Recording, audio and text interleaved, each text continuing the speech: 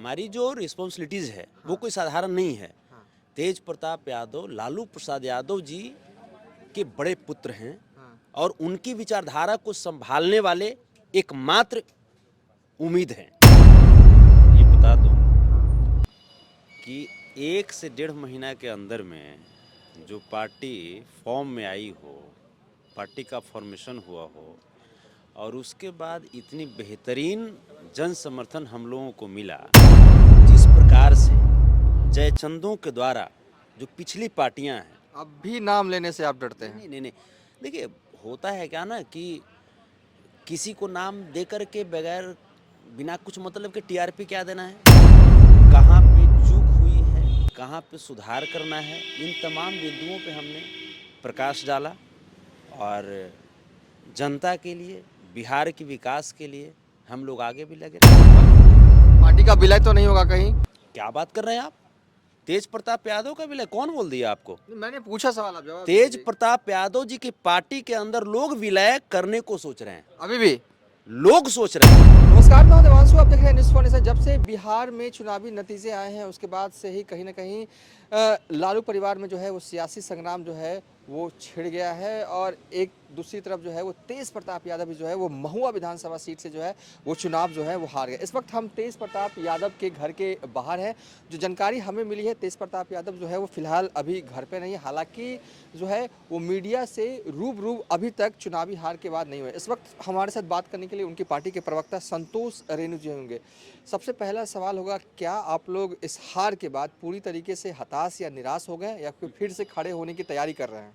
देखिए, सबसे पहले आपको ये बता दूं कि 1 से 1.5 महीना के अंदर में जो पार्टी फॉर्म में आई हो, पार्टी का फॉर्मेशन हुआ हो और उसके बाद इतनी बेहतरीन जन समर्थन हम लोगों को मिला, चाहे महुआ के सम्मानित महान मतदाता हों या पूरे बिहार के मतदाता हों, जिस प्रकार से हमारे उम्मीदवारों को, हमारी पार्टी को उन्होंने प्यार दुलार आशीर्वाद दिया, तो हम लोग उत्साहित हैं। और आज हमारी पार्टी की समीक्षा बैठक भी हुई हमारे माननीय राष्ट्रीय अध्यक्ष आदरणीय श्री तेज प्रताप यादव जी की उपस्थिति में, अध्यक्षता में, और हम लोग कहाँ पे चूक हुई है, कहाँ पे सुधार करना है, इन तमाम बिंदुओं पे हमने प्रकाश डाला और जनता के लिए, बिहार के विकास के लिए हम लोग आगे भी लगे रहेंगे। जी। तो क्या समीक्षा में क्या आया, कुछ निकला है उससे कि अभी और होना है समीक्षा? देखिए, समीक्षा में होती है कि जैसे बहुत जगह पे ऐसा हुआ कि हमारे जो कैंडिडेट्स थे तो उनको प्रशासन के द्वारा जितनी मदद मिलनी चाहिए थी वो मदद नहीं मिल पाया, और भी बहुत सारी चीज़ें जो कि वो पार्टी के लेवल तक बातें होती हैं, वो सारी बातें हुई। और आगे का क्या रूपरेखा होगा, कैसे हम लोग आगे पार्टी को लेकर के चलेंगे, बिहार के लोगों की जो उम्मीदें हैं आदरणीय श्री तेज प्रताप यादव जी से और पार्टी से, उन लोगों की उम्मीदें कैसे बरकरार रखा जाए। और जैसा कि आप देख रहे हैं कि एक तरफ लोग बेरोजगारी, लोग पलायन की मार झेल रहे थे, लोग विकास की उम्मीद करके तेज प्रताप यादव जी की तरफ देख रहे थे, जनशक्ति जनता दल की तरफ देख रहे थे। तो हम लोग तमाम बिंदुओं पे बहुत गंभीरता से विचार किया, विचार विमर्श हुआ और इसके बाद आगे का जो रूपरेखा है उस पर हम लोग चलने को तैयार हैं। तेज प्रताप यादव कहीं ना कहीं ऐसे लग रहे हैं कि थोड़े से कट से गए हैं इस हार के बाद। मुझे लगता है कि एक बड़ा झटका उनके लिए रहा ये हार। नहीं, आपको लग रहा है कि ये हार है, हम लोग तो जीत मान रहे हैं। हाँ, कैसे जीत मान रहे हैं आप? हमारे नेता को जिस प्रकार से जयचंदों के द्वारा जो पिछली पार्टियां हैं। अब भी नाम लेने से आप डरते हैं? नहीं, देखिए होता है क्या ना कि किसी को नाम दे कर के बगैर बिना कुछ मतलब के टीआरपी क्या देना है, वो टीआरपी ही तो चाहता है। हमारे नेता का कद इतना बड़ा है कि अगर हमारे नेता एक शब्द अगर अपने जुबान से ले लें तो वो इंटरनेशनल हिट हो जाएगा। तो इसीलिए जो पिछली पार्टी में हमारे नेता के साथ जो षड्यंत्र किया गया, तो हमारे नेता ने उसका जवाब इस चुनाव में बिहार के जनमानस के आदेश से दे दिया। बिहार की जनमानस ने ये दिखा दिया कि तेज प्रताप यादव जहां नहीं है उसकी सरकार नहीं बन सकती।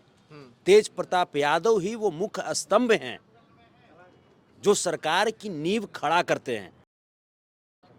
तेज प्रताप यादव स्पष्ट हैं।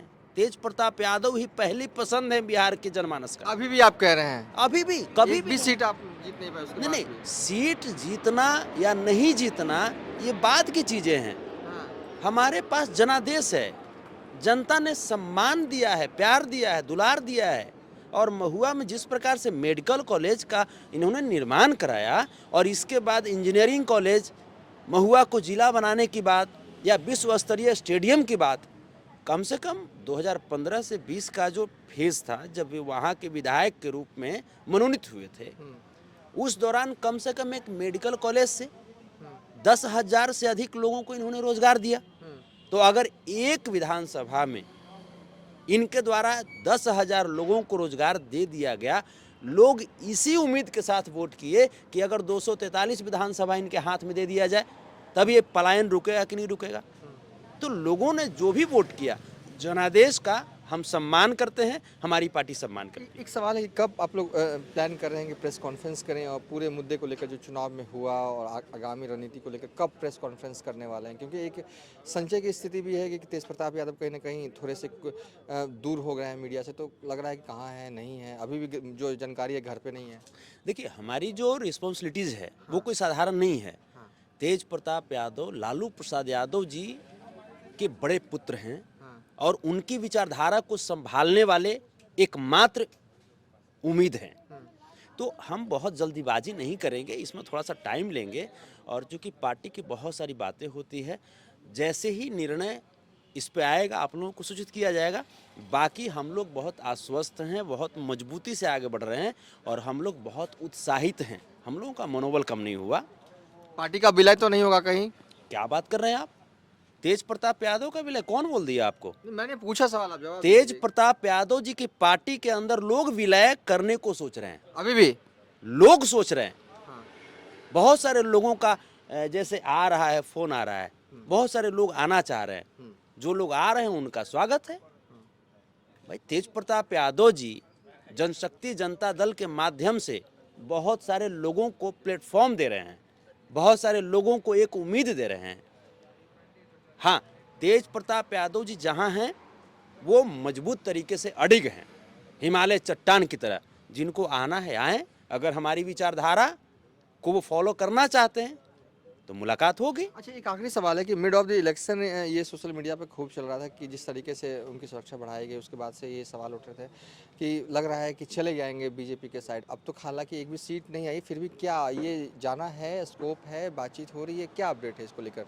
मतलब आपके अनुसार हम ये बात को मान लें नहीं नहीं, मेरे अनुसार नहीं, मतलब कि हिंदुस्तान में सुरक्षा उसी को मिलती है जो सत्ता में जाते रहते नहीं, हैं? नहीं, उसके बाद लोग ये चर्चा कर रहे थे। लोगों का काम है चर्चा करना। हमारे नेता लोकप्रिय हैं, चर्चा तो होगी ना। हाँ, ठीक है। जहाँ पे कुछ बात होती है उन्हीं की बात होती है। हाँ। तो ये काम है लोगों का करना, लोग करते रहें। लेकिन हमारे नेता के ऊपर जान का खतरा था, हमारे नेता ने भी स्पष्ट किया था। तो जाहिर सी बात है, कोई भी किसी की भी गवर्नेंस हो, उसकी ड्यूटी है कि हाँ, जो लोकप्रिय लोग हैं उनको सुरक्षा बढ़ाना, उनका सुरक्षा प्रदान करना, ये उनकी दायित्व है। उन्होंने अपना पूरा किया। बाकी हम किनके साथ हैं, किनके साथ नहीं है, ये स्पष्ट है कि मैं बिहार के जनादेश के साथ हूँ, मैं बिहार के लोगों के भावनाओं के साथ हूँ।